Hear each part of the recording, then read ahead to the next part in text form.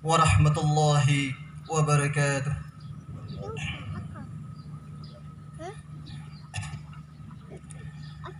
Allahu Akbar. Allahu Akbar.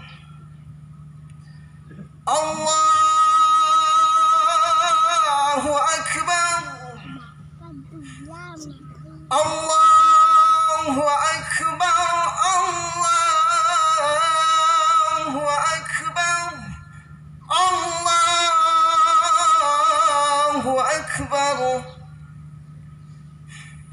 La ilaha illallah. Wallahu Akbar. Allahu Akbar walillahil hamd. Innal hamdalillah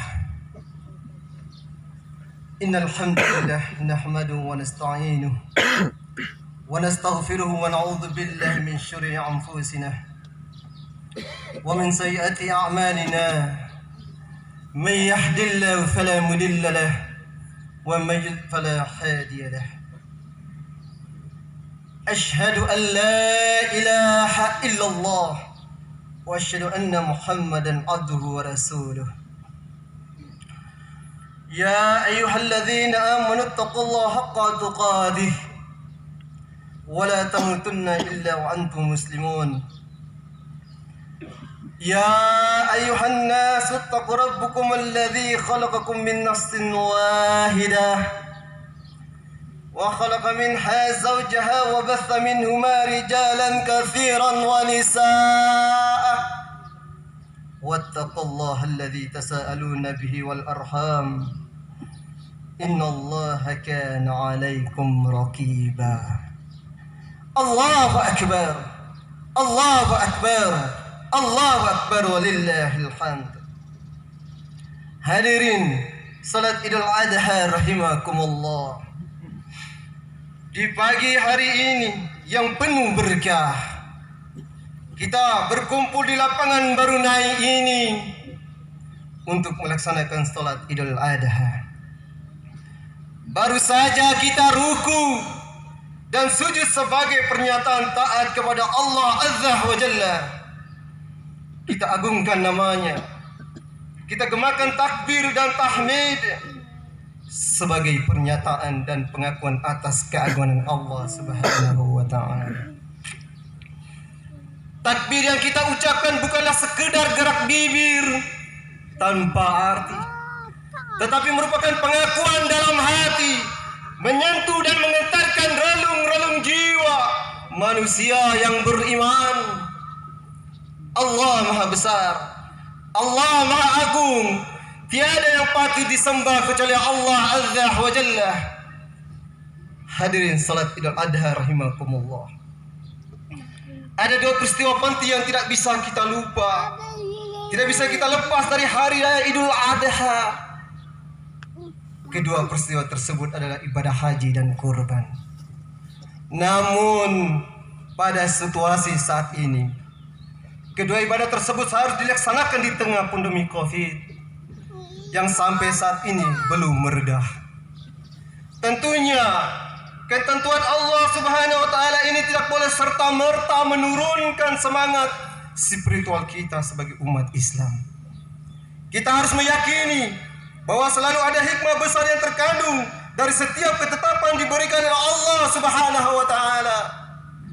Seperti kita ketahui bersama, akibat pandemi Covid yang mewabah di berbagai penjuru dunia, jamaah haji Indonesia tahun ini tidak berangkat ke tanah suci. Hal ini dilakukan pemerintah untuk menjaga keselamatan jiwa jamaah dari tertular virus corona. Bagi calon jamaah haji tahun 2020 kali ini, keputusan ini tentu sangat berat untuk diterima. Setelah sekian lama menunggu antrian kuota haji dengan berbagai macam usaha untuk melunasi ongkos naik haji, namun giliran saatnya berangkat harus mengalami penundaan. Namun ada hikmah besar yang bisa diambil dari keputusan ini. Di antaranya adalah kesabaran dan kepasrahan. Allah Subhanahu wa taala berfirman di dalam Quran surat Al-Anfal ayat 46. Wasbiru innallaha mas-sabirin. Bersabarlah kalian. Sesungguhnya Allah bersama orang-orang yang sabar. Allahu akbar. Allahu akbar. Allahu akbar walillahil hamd. Khutbah ini saya mulai dengan ajaran ketulus ikhlasan yang ditunjukkan oleh Ibrahim, Siti Hajar dan putra tercinta Ismail dan dalam kisah kurban. Allah mengisahkan dalam Al-Quran surat As-Saff ayat 101 sampai dengan ayat 102 yang artinya, maka kami beri dia kabar gembira dengan seorang anak yang amat sabar. Maka tatkala anak itu sampai pada umur sanggup berusaha bersama Ibrahim, Ibrahim berkata, "Hai anakku, sesungguhnya aku melihat dalam mimpi bahwa aku menyembelihmu. Maka fikirkan apa pendapatmu?" Ia menjawab, "Hai bapakku, kerjakan apa yang diperintahkan kepadamu. Insya Allah engkau akan mendapatiku termasuk orang-orang yang sabar." Hadirin rahimakumullah. Ketaatan Ismail kepada Allah dan kepatuhan kepada orang tuanya.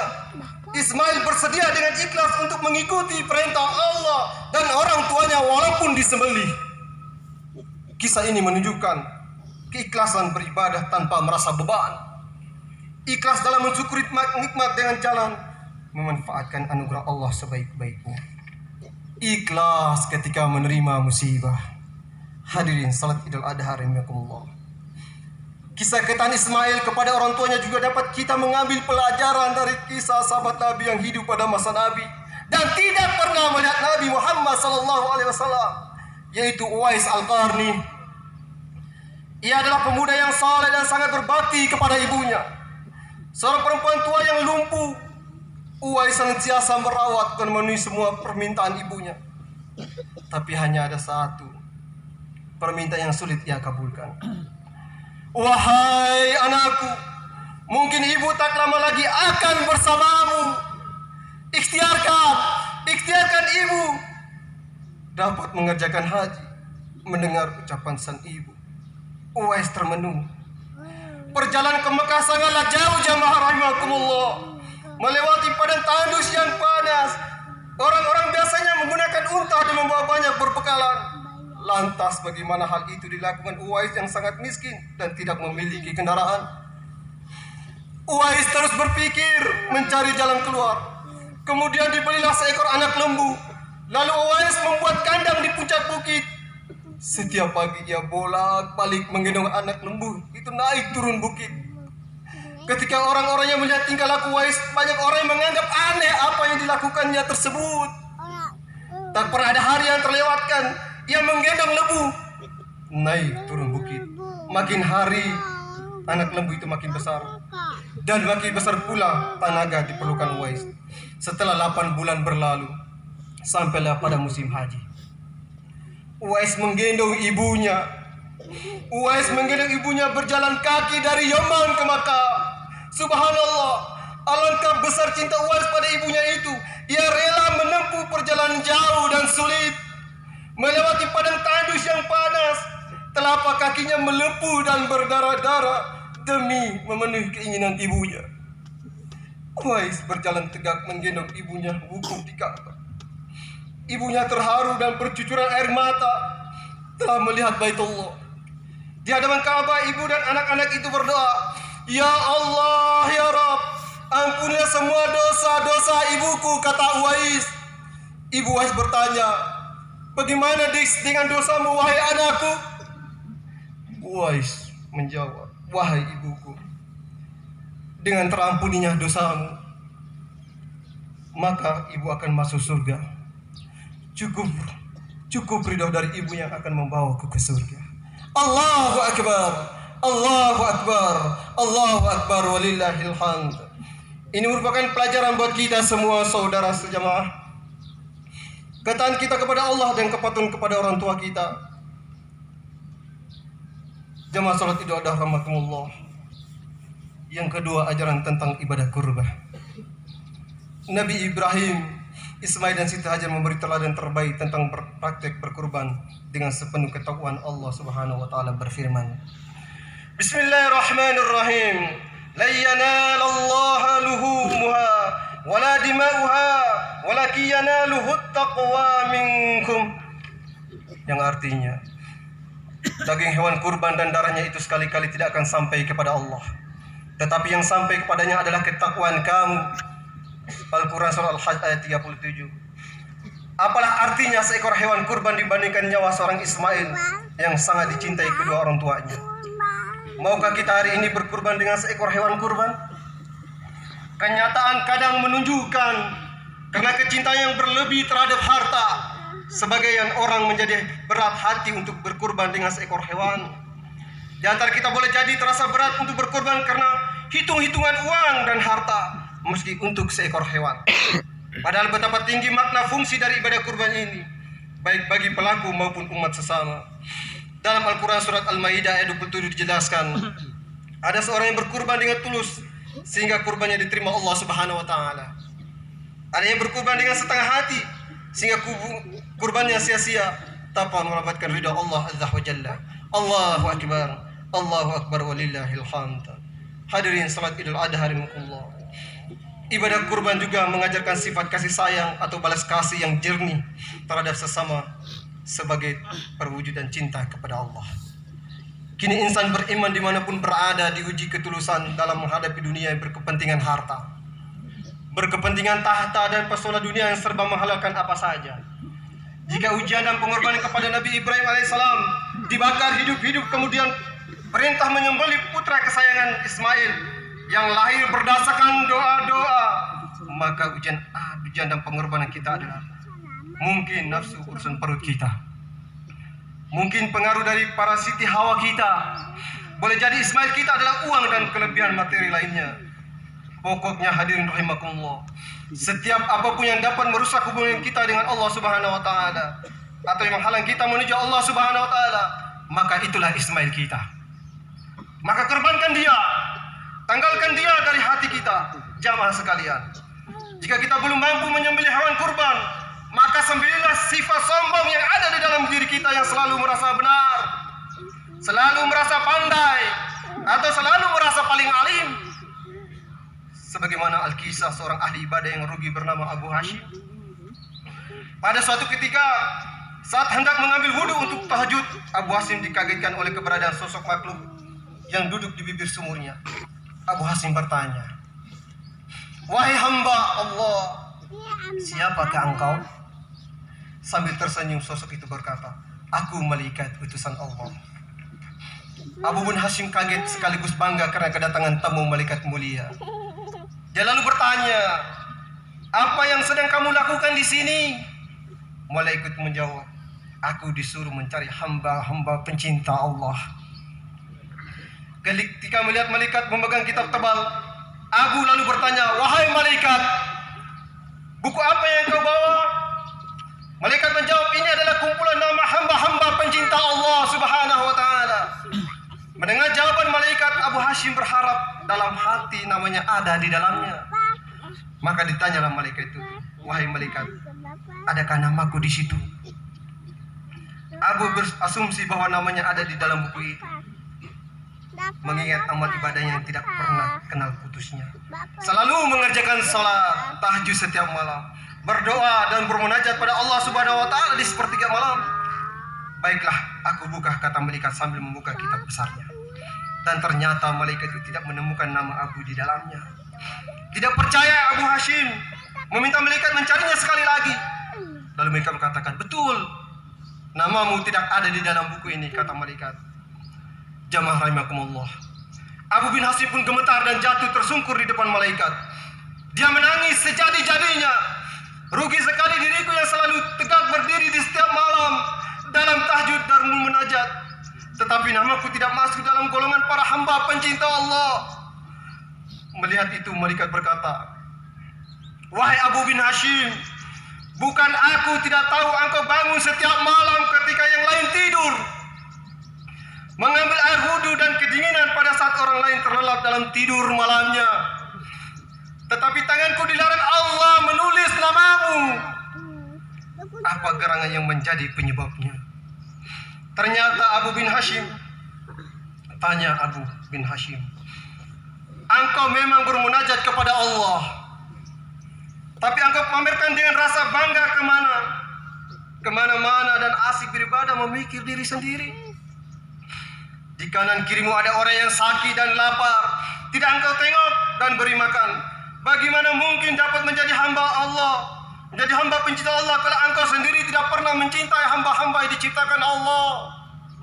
Kata malaikat itu, Abu bin Hashim seperti disambar petir di siang bolong. Dia tersadar hubungan ibadah manusia tidak hanya kepada Allah semata hablum minallah, tetapi juga sesama manusia hablum minan nas dan alam. Allahu akbar, Allahu akbar, Allahu akbar walillahil hamd. Hadirin salat Idul Adha rahimakumullah. Dan yang ketiga, mari kita perhatikan catatan sejarah pelaksanaan kurban Rasulullah sallallahu alaihi wasallam. Rasulullah SAW memotong 2 ekor domba. Saat menyembelih hewan kurban yang pertama, beliau berdoa, Ya Allah, terimalah ini dari Muhammad dan keluarga. Lalu doa penyembelih hewan kedua, Ya Allah, terimalah ini atas nama umatku yang tidak mampu melakukan kurban. Dari doa Nabi kita Muhammad SAW di atas, sesungguhnya mengajarkan bahwa pemotongan hewan kurban bukan sekedar acara ritual, melainkan ajaran esensi tentang kepekaan solidaritas sosial dan pendekatan kepada orang yang tidak mampu. Menyembelih hewan kurban sebagai isyarat akan mengorbankan Ismail kita masing-masing. Dan memang begitu arti kurban yang sebenarnya. Sebagaimana dijelaskan dalam Al-Quran surat Al-Hajj ayat 28. Bismillahirrahmanirrahim. La yashhadu manafi'a lahum wa yadhkuru ismallah في أيام معلومات على ما رزقهم من بهيمة الأنعام فكلوا منها وأطعموا البائس الفقير, supaya mereka menyaksikan berbagai manfaat bagi mereka, dan supaya mereka menyebut nama Allah pada hari yang telah ditentukan atas rezeki yang Allah berikan kepada mereka berupa binatang ternak. Maka makanlah sebagiannya, dan sebagiannya lagi berikan untuk dimakan orang-orang sengsara lagi miskin. Jamaah rahimakumullah, demikianlah semoga perjuangan Nabi Ibrahim alaihissalam beserta keluarganya dan ajaran ibadah kurban mempunyai ajaran keikhlasan, kecintaan, dan ajaran pengorbanan untuk ditumbuh kembangkan di berbagai lini kehidupan kita. A'udzubillahi minasyaitonir rajim. Wa amma man khafa maqama rabbi wa nahan nafsin 'anil hawa fa innal jannata hiyal ma'wa. Ja'alana Allah wa iyyakum al-'adilin wal maqbulin wa dakhalna wa iyyakum fi zumrati ibadis salihin. Wa aqulu qawli hadza wastaghfiruhu wa lakum wa liwalidayya wa lisairil muslimin wal muslimat fastaghfiruhu innahu wal ghafurur rahim.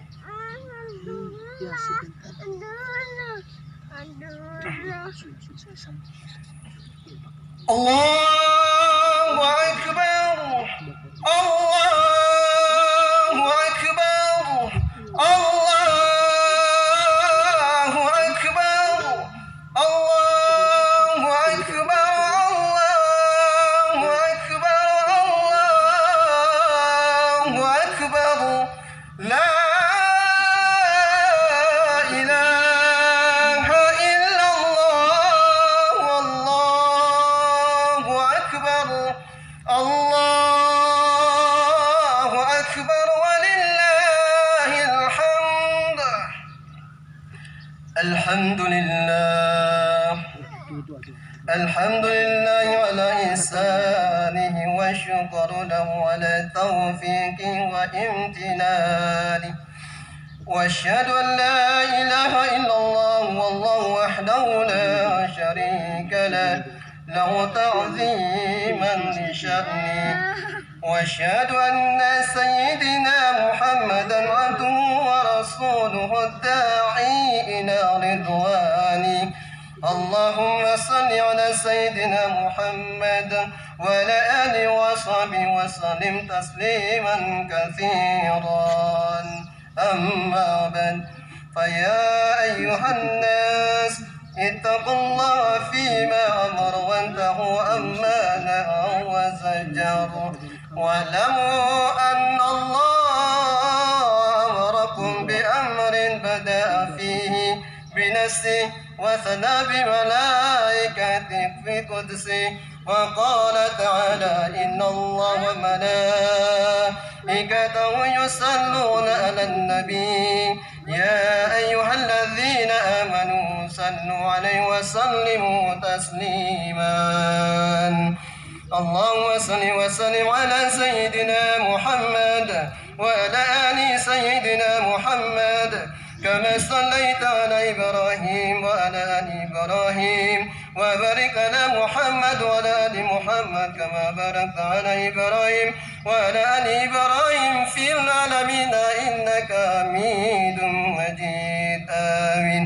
اللهم اغفر للمؤمنين والمؤمنات